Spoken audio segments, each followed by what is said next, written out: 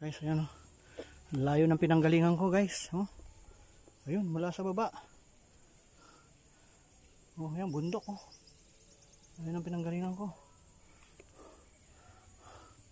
Ang layo pa. Oh, ayan guys oh. Ayan, saka tayo guys. Maubos na yung tubig ko.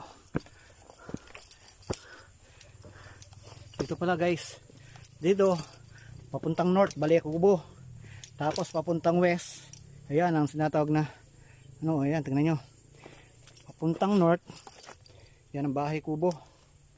Yan. Yan, bahay Kubo. West naman, ayan, nandito yung restaurant.